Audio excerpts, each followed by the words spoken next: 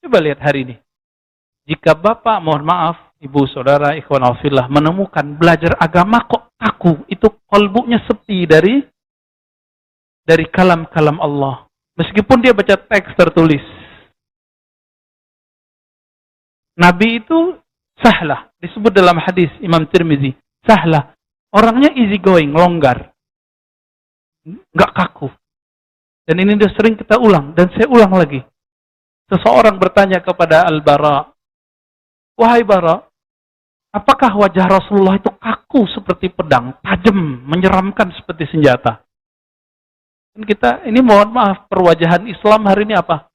Kaku, kejam, menyeramkan. Itu perwajahannya yang dibuat di media. Siapapun tokohnya. Sepakat atau tidak sepakat kita dengan aliran tokoh ini. Dengan manhaj aliran politiknya, itu urusan kita. Tapi emang semuanya begitu. Apa kata Bara? Lah, wajahnya seperti rembulan. Bulan enak dilihat atau perih dilihat? Enak dilihat. Maka Nabi disebut Al-Badar. Ya, sang rembulan purnama. Bahasa makan Allah, Nabi itu ketika menyebutnya, para ulama pewaris para nabi. Yang diwariskan bukan baca kitab.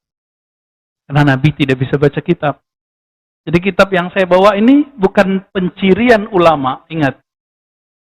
Pencirian ulama yang hakiki, kalbunya bisa koneksi dengan Allah Subhanahu wa ta'ala.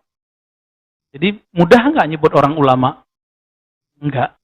Jadi pakai kopiah begini, terus pakai gamis kayak saya, bisa jadi ulama? Belum tentu. Kalbunya muhdas atau tidak? Muhaddas atau tidak? Ya. Kalbunya pernah diajak bicara nggak oleh Allah? Dan dia merasakan kesadaran itu atau tidak? Para sahabat mereka terlatih. Terutama Ashabul Badar. Yang 313 orang itu. Makanya Nabi berani bersama mereka melawan kafir Quraisy. Kalau tidak ada bisikan itu, tidak ada power energi di luar batas manusia. Bayangkan Pak, kafir Quraisy tangguh-tangguh, senjatanya cukup melawan 313 orang yang kafir 1000. Ini lagi puasa, tanggal 17 Ramadan, harus berhadapan sama orang yang tidak puasa. Logika bodoh kita mengatakan gak mungkin menang.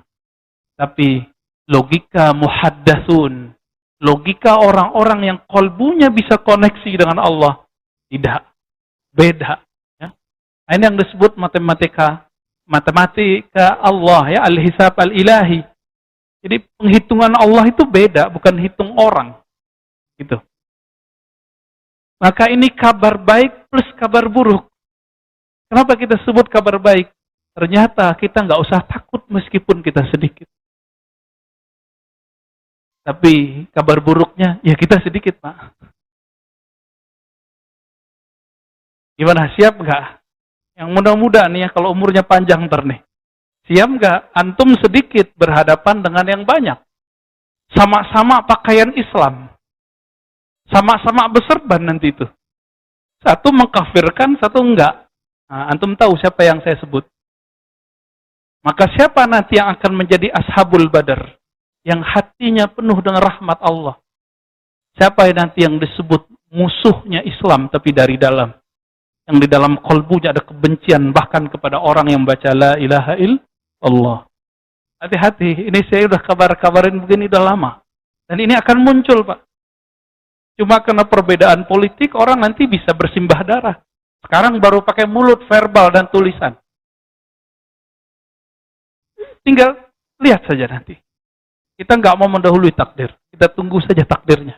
Dan ini sudah digariskan oleh Allah Subhanahu wa ta'ala. Dulu sahabat Nabi dibunuh oleh Khawarij. Khawarij ini berserban, Pak. Khawarij itu baca Quran, baca sunnah. Tapi dia mengkafirkan sesaudara muslim. Hati-hati. Siapapun yang mengkafirkan sesama muslim, maka dia musuh kita. Dia musuh kita. Apa kata Nabi? فَإِذَا لَقِيتُمُوهُمْ فَاقْتُلُوهُمْ. Kalau ketemu mereka, فَاقْتُلُوهُمْ. Faktuluhum, saya bingung menerjemahkannya. Yang pintar bahasa Arab, coba terjemahkan itu. Uktul. Apa dia? Uktulu. Bunuh mereka. Oh, kok lebih sadis? Kenapa? Karena mereka jika dibiarkan lebih sadis membunuh kita. Maka bunuh di situ. Ini disebut hadisul qadha. Hadis mahkamah pengadilan. Yang boleh memutuskan bunuh cuma orang-orang yang punya kekuasaan. Jadi kita nggak boleh main bunuh-bunuh, Pak. Ya, baik.